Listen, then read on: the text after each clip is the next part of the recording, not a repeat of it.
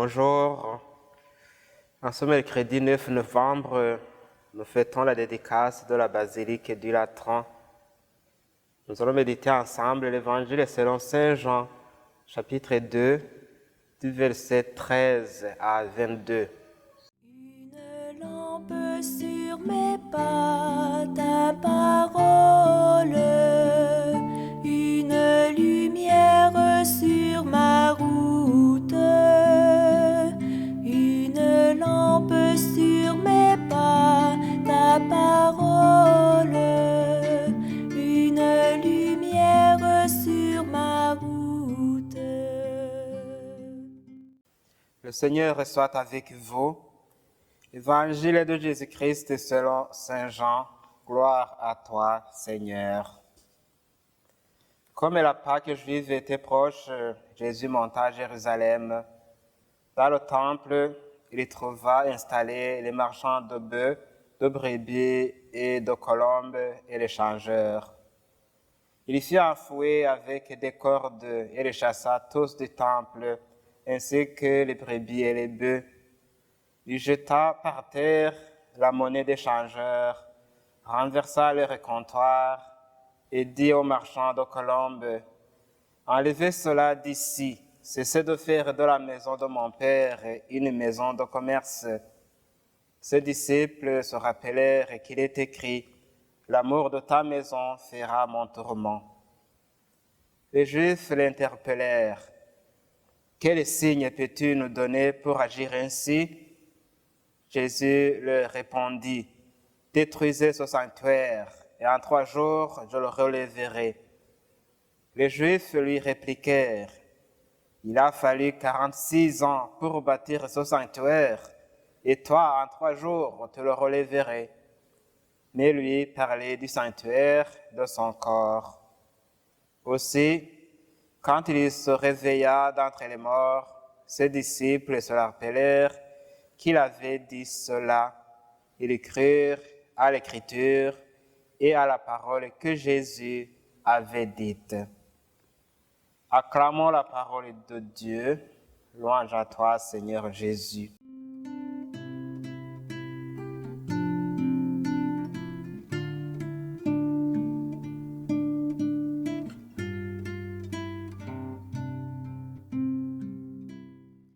En communion avec toute l'Église, nous célébrons aujourd'hui la fête du 1698e anniversaire de la consécration de la basilique Saint-Jean de Latran, construite par l'empereur chrétien Constantin à partir de 320.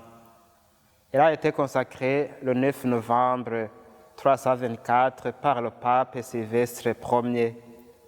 La basilique de Latran est l'église cathédrale du pape successeur de Saint-Pierre.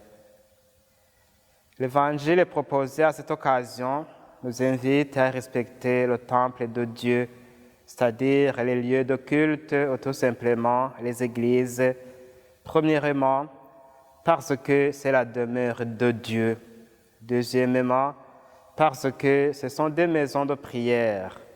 Ma maison sera une maison de prière, dit le Seigneur. Troisièmement, ce sont des lieux de rencontre entre Dieu et son peuple.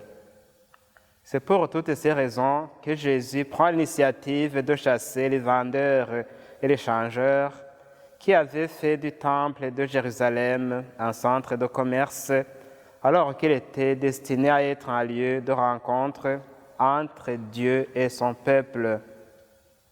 En répondant aux Juifs qui voulaient savoir la signification de cette réaction, Jésus affirme en plus que son corps est le vrai temple qu'il est prêt à rebâtir en 3 jours. On y voit déjà l'annonce du mystère pascal, un mystère de la mort de Jésus sur la croix, suivi de celui de la résurrection après 3 jours, tel qu'il avait annoncé.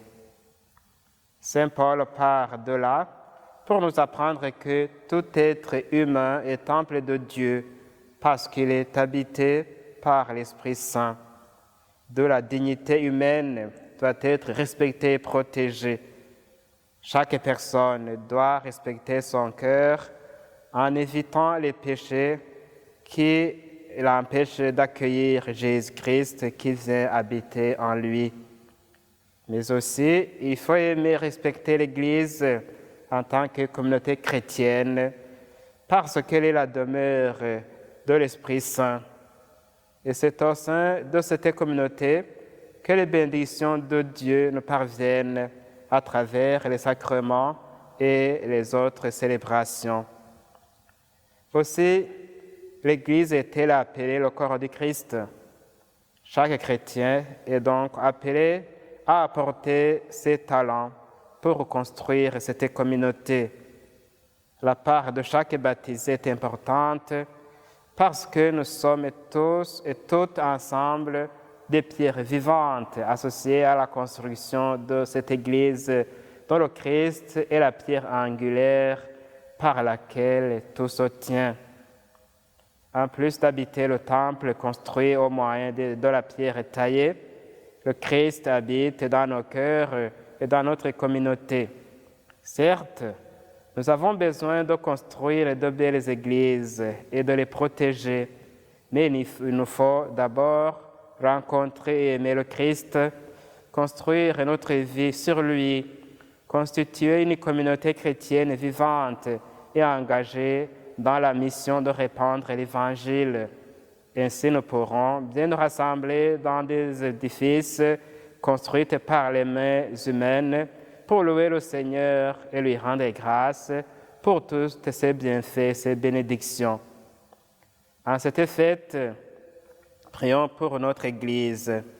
Demandons au Christ d'être le sel et la lumière de nos prochains, soutenus par la force de son Esprit Saint.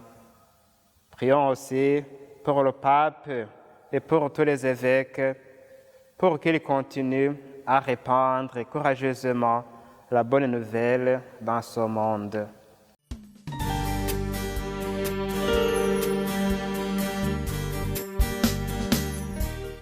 Le Seigneur soit avec vous. Que Dieu Tout-Puissant vous bénisse, le Père, le Fils et le Saint-Esprit. Amen.